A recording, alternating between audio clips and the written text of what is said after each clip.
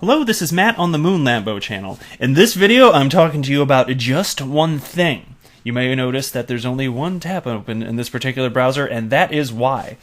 A Twitter user named Bread Garlic House, which, by the way, is one of my favorite names in the XRP community. You know, play on Brad Garlinghouse, Ripple CEO, Bread Garlic House. I like it. He sent out an open letter via tweet. It's in tweet form. Sent it to Ripple, Brad Garlinghouse, Chris Larson, and Miguel Villas. So Brad Garlinghouse being Ripple CEO, Chris Larson being one of the founders of Ripple, and I think he's the executive chairman. Is that right? Here, let me highlight this to make sure. Yeah, executive chairman of Ripple. There you go. And Miguel Villas, I believe his title is head of XRP Markets. It's not listed here on Twitter, but that's what his title is, head of XRP Markets. Anyway. And so what I'm going to do here is I'm going to read through this, and I'm going to interject my thoughts along the way. In reading this, it's definitely a very well thought out letter. Again, it's really a string of tweets, but we'll call it a letter. That's perfectly fine. And so there's some stuff that he put out here that I agree with, and there's a good bit that I disagree with. So I'm just going to engage in some critical thinking. I think it's fun. And want to be clear at the outset here. I have respect for my fellow XRP community members, whether they agree with me or disagree with me. So there is no intent for any of this to be taken in any sort of personal way. If I disagree on particular points, it's not to flare up emotions or anything of the sort. It's just to have a fun, good old-fashioned, rational conversation on the topic. And of course, I'm always curious to hear what you think as well. So if you think I'm wrong about any of my positions on this, absolutely tell me. I'm happy to have a conversation with you back and forth here, because who knows? I mean, look, I'm wrong about some stuff. I just never know what until somebody presents like an articulate, well thought out case with facts that I previously did not have. And so that's why I'm always, like, this is a position I think people should just take in life in general. Form opinions after you've really thoroughly educated yourself, but always allow for the possibility that you might be wrong, because you might have, first of all, incorrect information, or you might be lacking certain piece of information that would make you feel differently. So always be open-minded, and that's where I'm coming from here. Now, with that stated, with those little disclaimers up front, let's get into this. I think it's going to be a good time here. So it starts out, during the past 5 years, Ripple has taken great measures to distance itself from XRP. XRP holders have been told in clear and subtle terms that holding XRP does not equate to holding Ripple stock. And by that's absolutely correct. There is, you do not own Ripple, the company, because you purchased XRP. That couldn't be more clear. And there's so many developers on top of the XRP ledger. And it's not like you just buy XRP and then you own a bit of every one of those companies. There's no legal precedent for that. That's not how this works. And that's also one of the reasons that XRP is definitely not a security on top of that, but that's a side note there. Anyway, so Bread Garlic House continues. God, I love that name. I want to laugh every time I say it, seriously. It's almost as awesome as Moon Lambo, which is the most stupid name. My name is the most stupid name in the entire XRP community. Anyway, so it continues. Absolutely, we agree. And he was referencing that holding XRP doesn't mean that you have stock in Ripple. So absolutely, we agree. The performance of XRP is independent of the financial performance of Ripple, and I doubt anyone other than the extremely uninformed investor thinks otherwise. However, that does not absolve Ripple from answering some of our questions. To get to that, let's rewind a bit. A few years ago, XRP was still called Ripple's. Ripple actively promoted it, airdropped it, and sold it to the retailer until the FinCEN agreement. Ripple staff were active on all discussion channels, answering even hardball questions. Now, that part is true. Ripple actually was, back in the old days, they actually were giving away XRP, and it wasn't, it'd be worth something today. And that's not like a crazy amount. I can't remember if they were giving out, maybe it was like 1,000 XRP, and there was some sort of string attached to it. I can't remember what it was, but that is true. Ripple actually was giving out XRP back in the day, just trying to get the ecosystem going, and I don't have a problem with that. It's just a fact. They just did. You know, I don't think that's a bad thing. And so anyway, Bread Garlic House is right there. And then he continues. Thousands of retail investors bought XRP thanks to Ripple enlightening us about its possibilities. We saw that you had a plan to promote XRP usage. We, the retailers, provided initial liquidity for XRP. Not banks, not MoneyGram, not MercuryFX, US, or us, the retailers. And so again, MoneyGram, official XRapid partner, MercuryFX, official XRapid partner. He's saying, he's making the point that it wasn't them that got the liquidity going. You know, for them, though, understand this, though, and I want to make this point, of course they didn't get the liquidity going because That's not their place within the ecosystem. They're tapping into existing liquidity, but that can be good for speculators too, because when companies like that jump in, it instills confidence within the ecosystem. People are like, oh yeah, so XRP is actually getting used, and then we want to hold on to it because we know that businesses are going to need to use it to conduct transactions, and you get a bunch of buying and selling and a stronger liquidity pool. So that's perfectly fine. But yeah, the liquidity had to happen before businesses like MoneyGram or MercuryFX could conduct their business utilizing XRP and XRapid technology. So just to be clear on that. All right, and then Bread Garlic House continues. Then, of course, December 2017 happened, and XRP was all over mainstream news. And with that began the change. Ripple staff no longer took part in any online discussions, with the exception of Joel Katz, and he too started avoiding the hardball questions eventually. There could be some truth to that, actually. David Schwartz, he does still answer questions, but I gotta admit, and I don't think I've ever said this before, but it did seem to me that if you go back to some of David Schwartz's older comments, like from just years past, he would talk about all sorts of stuff. Like he once, talked about in terms of price action. I can't remember exactly what the quote was, and I don't want to frame this incorrectly, but he said something about because he was asked what could XRP be worth, and he put down it was like $100 or $120 if something XYZ happened. And so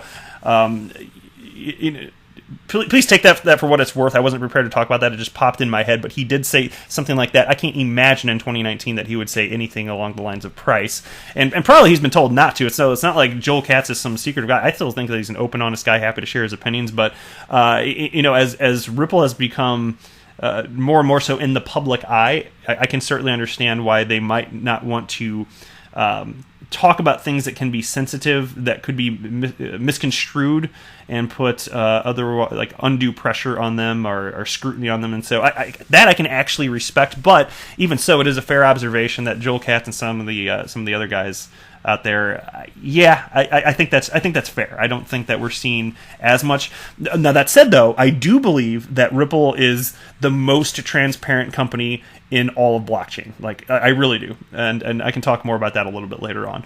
But let's continue on with the open letter here. We retailers were suddenly the red-headed stepchildren, and Ripple did everything to distance yourself from us. There was even a laughable attempt at propping up a community head who made about half a dozen posts on XRP chat before disappearing and then eventually leaving Ripple. Okay, I didn't know that she left Ripple. I can't remember, what was her name? Was it?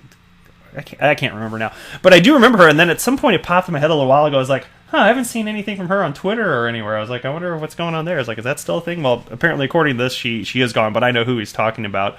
But yeah, I thought it was a cool move, and they hired somebody as the community head, and I don't know. I don't know why that went away. I hadn't heard anything on this, so if I can learn anything, I'm happy to report on that in a future video, though. He continues here. We celebrated every partnership announcement with the silent hope that one day we will see XRP usage.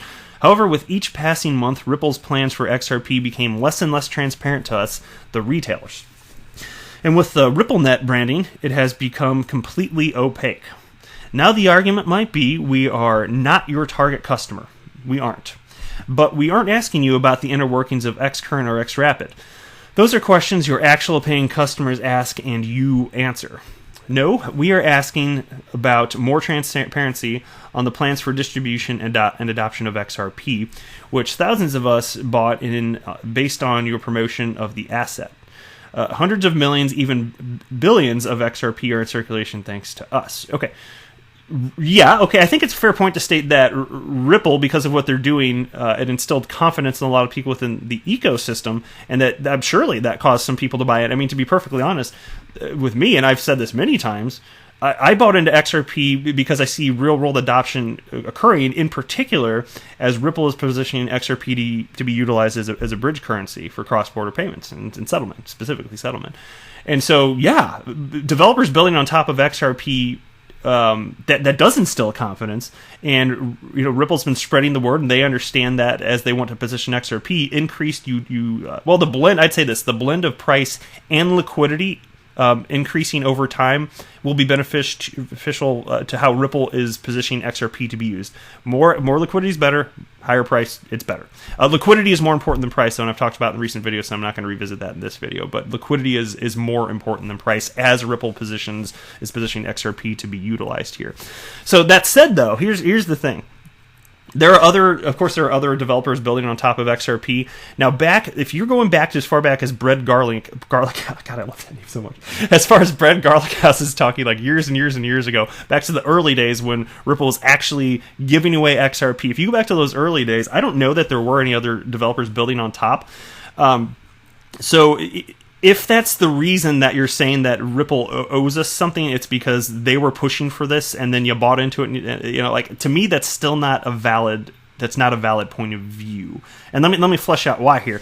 It's just because there was only one developer in the early days, it doesn't change the fact that when you purchase a digital asset, whatever you do with your digital asset, in this case XRP, it's your business. If you want to use it for peer-to-peer as a peer-to-peer cashless system, as Bitcoin was positioned, you can do that today if you want to, and if you can find others can conduct in a similar fashion, you can do that right now.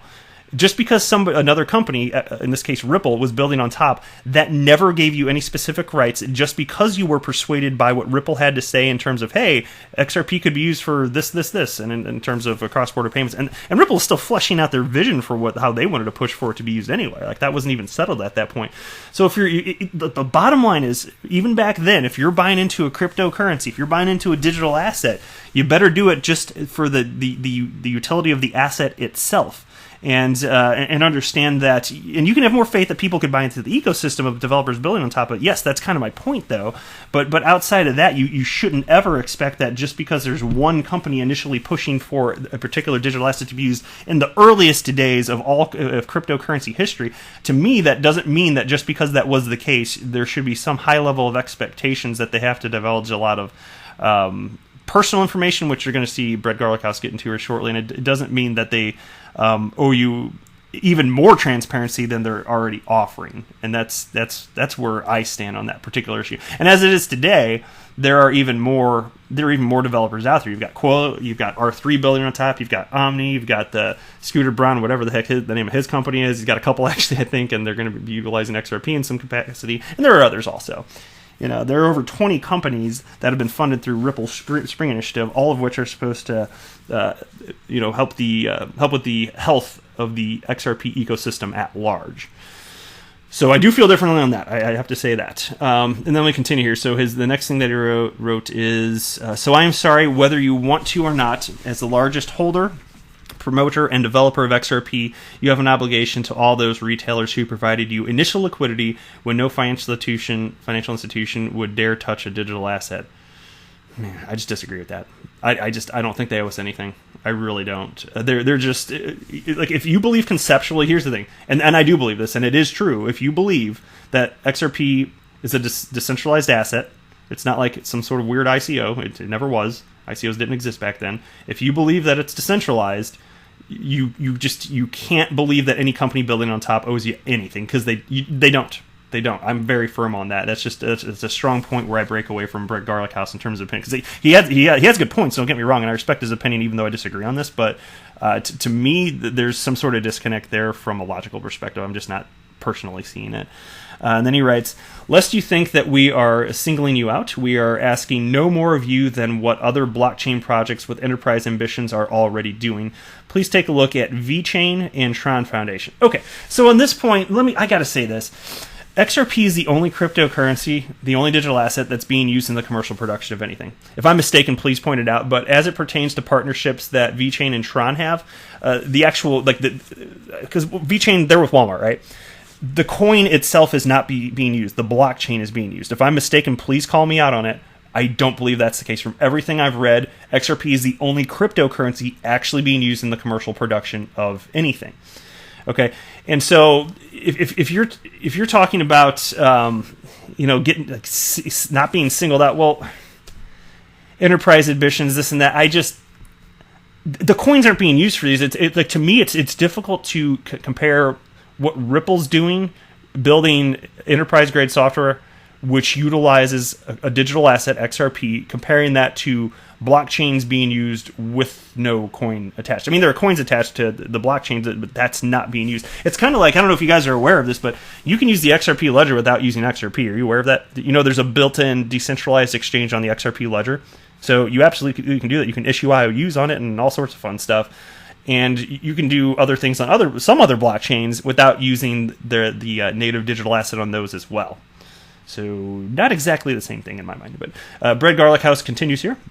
They have a clear-cut plan on what to do with the tokens they hold, and he's referencing VeChain, Tron Foundation. Have a buyback plan to reward the initial retailers who helped get them off the ground, and a very clear distribution plan. We lack all of the above with XRP and would like the following questions to be answered. And before I read the questions that he put out there, as far as it comes to token buyback, stuff like that, legislation, as murky as it is today, it was even less certain back when Ripple was started here. And as things have developed, I'm sure that as Ripple has been adapting to current regulatory concerns and this and that, and as new legislation is being drafted and ultimately implemented, I think that they've been changing their strategy, and I think that's reasonable.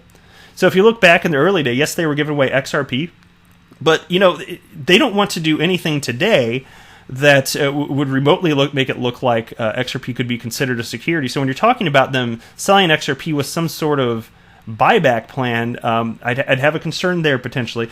On top of that, in terms of the XRP ecosystem, I believe that Ripple's being a great steward in ensuring a healthy XRP ecosystem, my point of view. They're selling all sorts of XRP. I mean, most that comes out escrow goes back in escrow at this point. It's just based on supply and demand. But they're selling in a responsible fashion. It's done OTC, so it doesn't affect the market rate also, although I think that Bread Garlic House chimes in on that subject in a minute. So let me read his questions now, and then we'll continue. So here's the questions he wants answered. Number one, what is the roadmap/adoption plan for XRP? We need to hear a bit more than the suitcase on a plane story. Okay, here's the thing. That's a fine question. I do think that's a reasonable question. I don't think that Ripple owes anything other than what they've already offered to us. And if you research enough, you can get answers to that.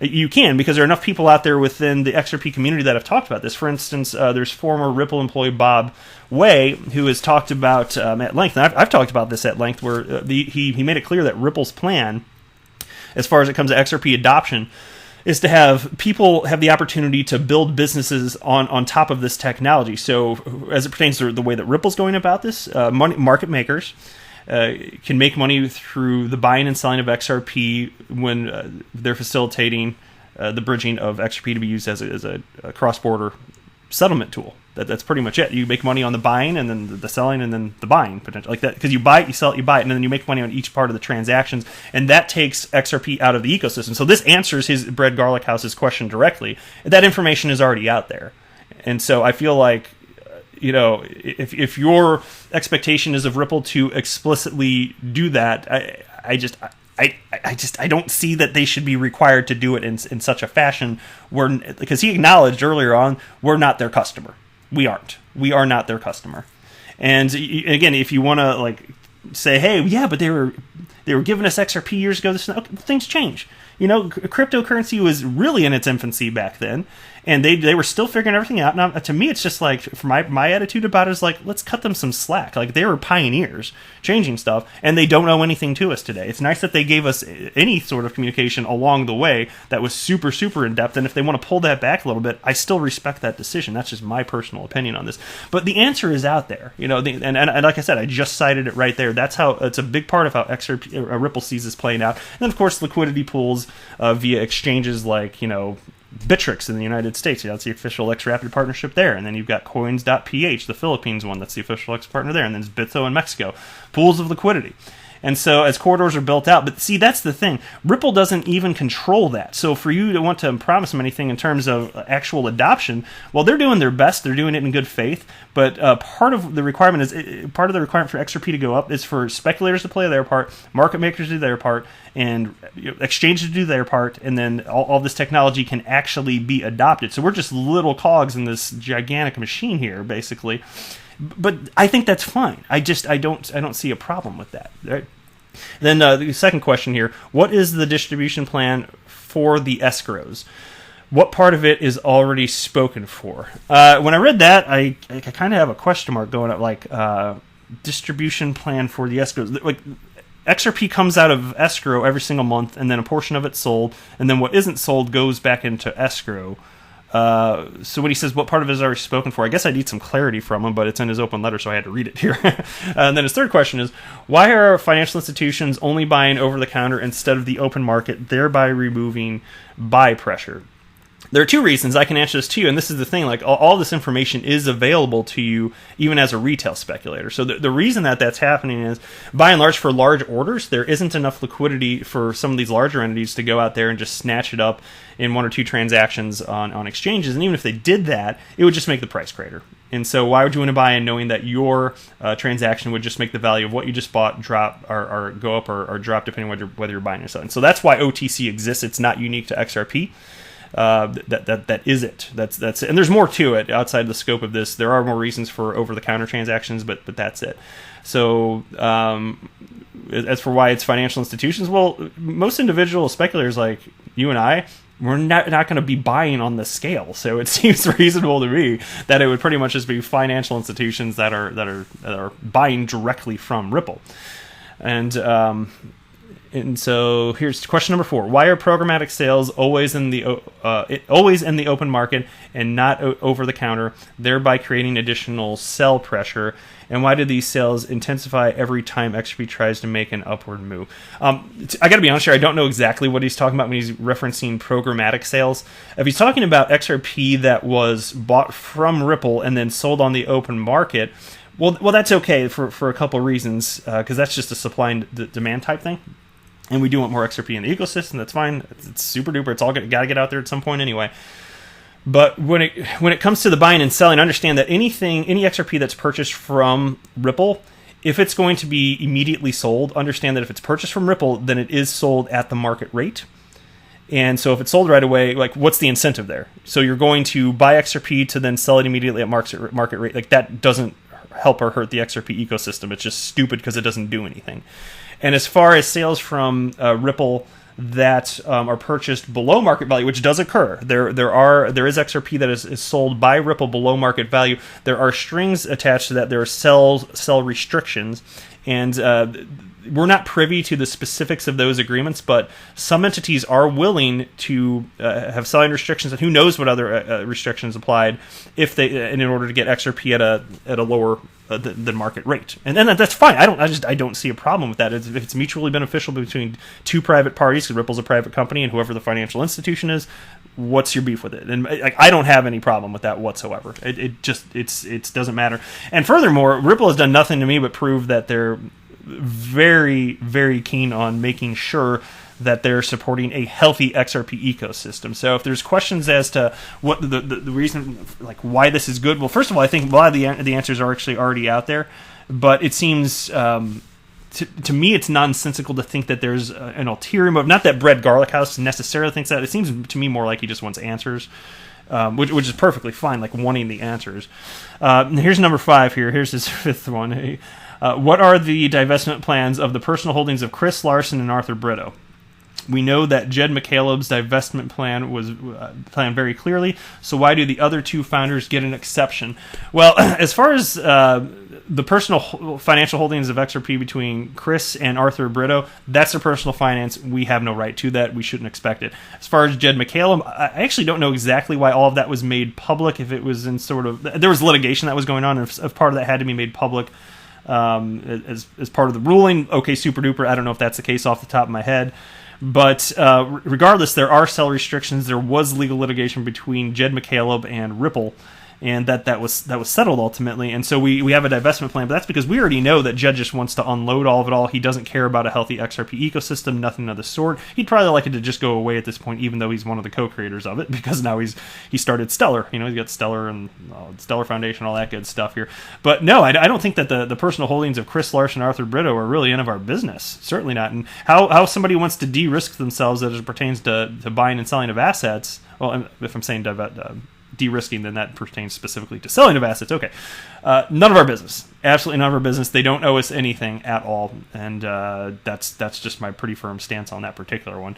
And he continues here. Now, some might think these questions are intrusive. I'm raising my hand right here. I am one of those. No offense, Brad Garlickhouse. I respect your opinion, but I do think that's too intrusive.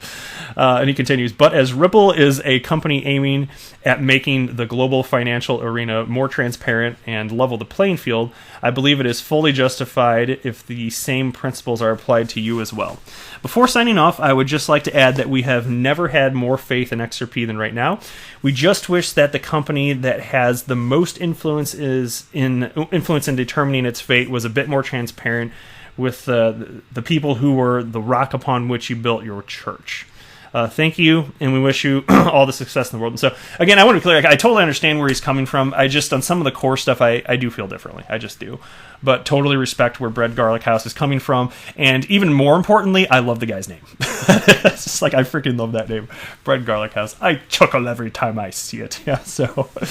So, what do you guys think below? To me, it's just to sum up everything that good old Moon Lambo thinks here, Mr. Bull XRP. I think that Ripple is the most transparent company in all of blockchain. I think, look, they put out quarterly reports on XRP markets pertaining their private sales of XRP to financial institutions. They do not have to do that, and if they didn't want to do it, I wouldn't be offended. But that's how transparent they are. That is freaking badass, in my opinion. You just don't see that from other companies. You really don't. You don't see it from any other company really building on top of any sort of blockchain or ledger out there. And I see on top of that they're throwing so much money into the XRP ecosystem through the Spring Initiative. And so, if now they are more in the limelight. They are. Look at this. Crypto is becoming a much bigger thing. I don't begrudge them whatsoever, just because they're being more careful about their staff's being more careful about the types of things that's being commuted to XRP investors. Because the last thing they'd want to do is be responsible for hype buying and selling. I think they want to disassociate from that as much as possible, even though, admittedly, the stance was differently early on. So I guess the reason, so I get where Brad Garlickhouse is coming from. He thinks that because they behaved differently early on, they owe us more today. That's the fundamental disagreement there, whereas I think they did behave differently early on, and I acknowledge that, and Brett Garlickhouse is right. I do not believe that entitles us to information today, as the landscape has changed. Expectations have changed. Everything has completely changed, and I don't believe that they owe us anything. So I think that's a big part, where a big differentiator between he and I. So anyway, that's all I got for you on this, though. What do you think, though? I'd be really curious to hear what your opinions on there, whether you think I'm right or wrong. I respect your opinion. Feel free to throw anything out there. I just think discussions like this are really fun, and as long as everybody stays really adult and is just engaging in critical thinking, as long as everybody's polite, I love talking about stuff like this. So feel free to drop any thoughts below. Love to hear your opinions. But again, I am not a financial advisor. Do not buy or sell anything because of anything that I say or write. That would be a very, very, very bad idea.